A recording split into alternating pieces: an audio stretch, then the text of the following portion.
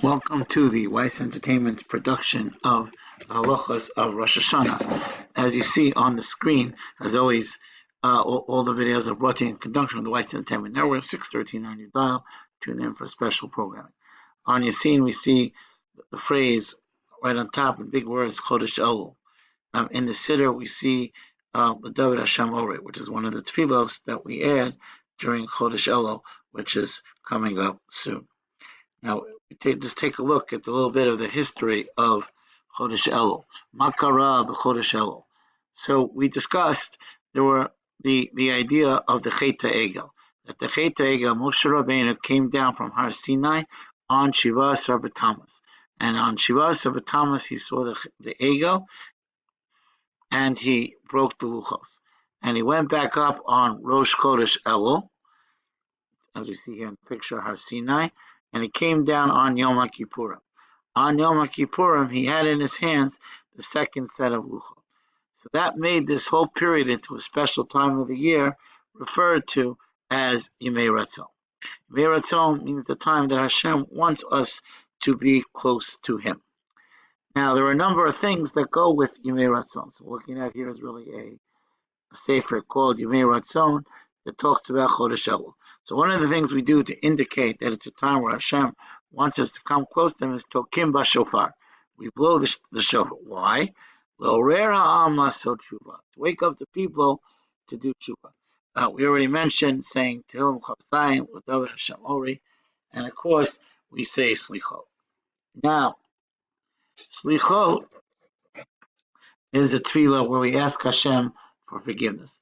Slichot has two different perspectives, one Ashkenazim and one Sephardim.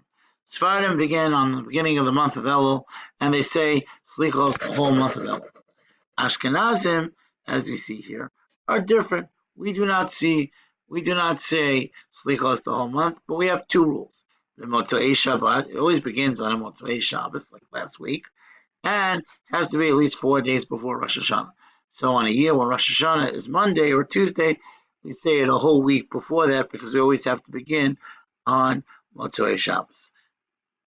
Moving on, so every Chag has its special names, and the names of the Chag often reflect what the Chag is about.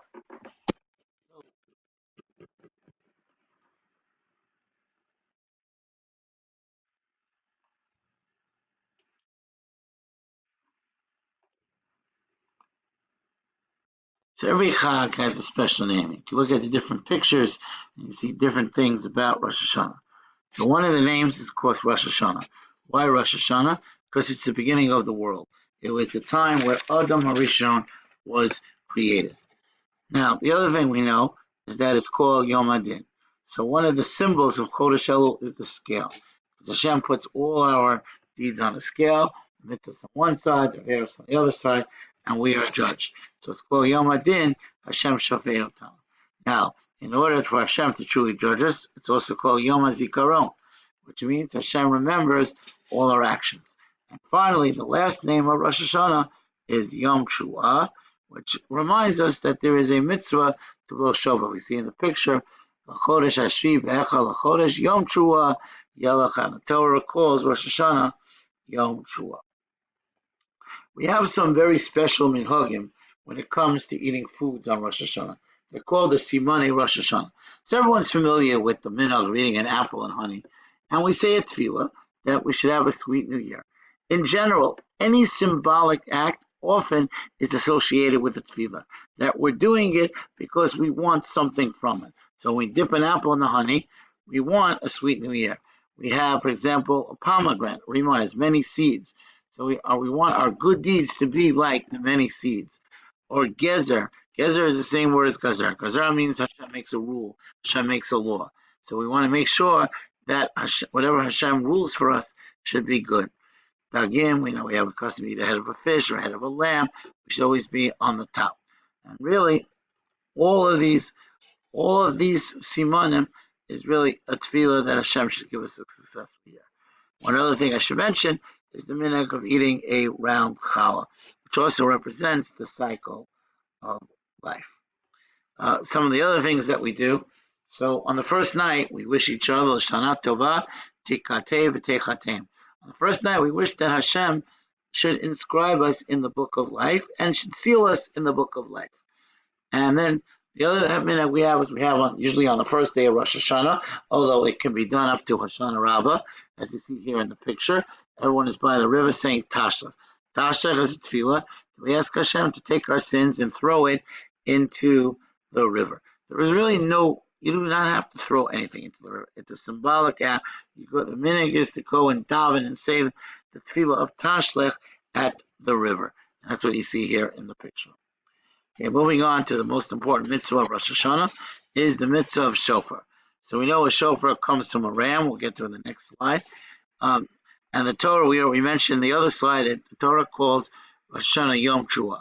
So there are three sounds of the shofar. Tekiah, which is a straight sound. Shvarim is 3 broken sounds. And Trua, which is 9 broken sounds. Now, the Torah calls Rosh Hashanah Yom Teruah. So there is a machlokas in the Gemara, exactly what is a trua. And 3 different opinions. Either it's what we call shvarim, the 3 broken sounds, or maybe it's what we call trua, the 9 broken sounds, or maybe it's a combination of 2, of both. So for all 3.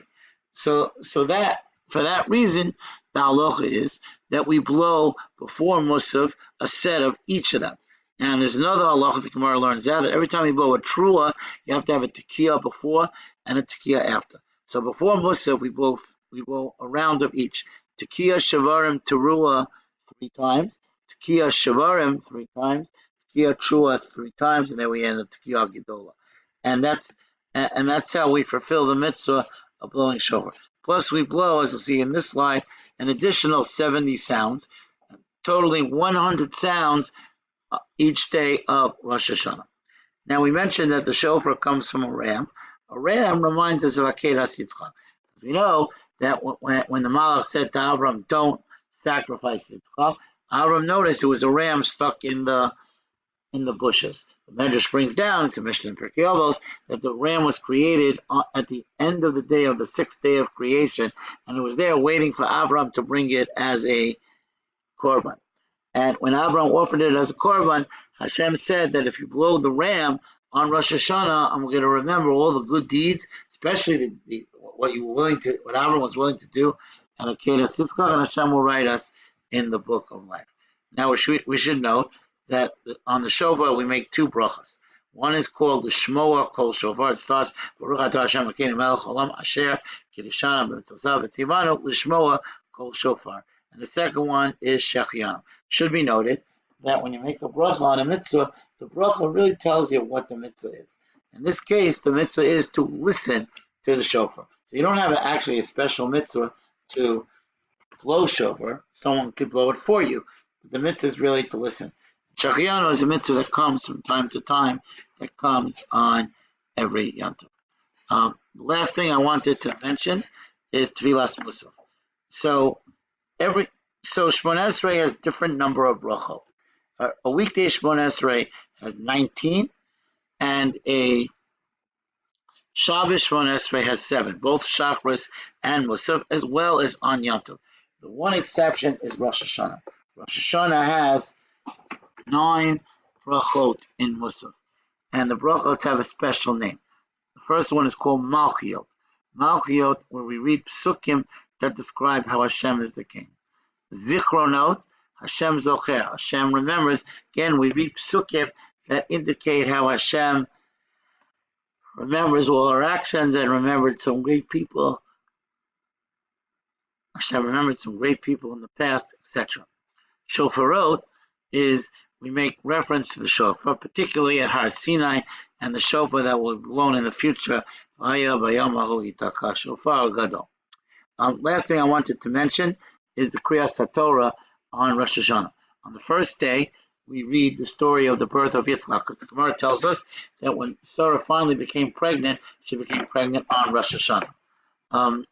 The second day, we read the story of Akedas Yitzchak because of its obvious connection to the mitzvah of shofar. A couple other things that happened on Rosh Hashanah. Yosef got out of jail, and the Jews in Mitzrayim stopped actual work on Rosh Hashanah. So Rosh Hashanah is a pretty significant day in our history. One other note is that in the second Sefer Torah we read from Parshas Pinchas, as we do on every Yom Tov. Parshas Pinchas lists all the special Korban Musaf that used to be brought in the Beis Hamikdash on special days. Any day that we daven Musaf means there was a special Korban brought on that day in the Beis Hamikdash. So the second Sefer Torah reflects that idea. I want to wish everyone listening to this and beyond Siva v'chasima tova, a good, a happy, healthy year. A year where we should see only good things, peace, happiness, and tranquility. I want to wish everyone a good Yontif, and I hope you have enjoyed this video.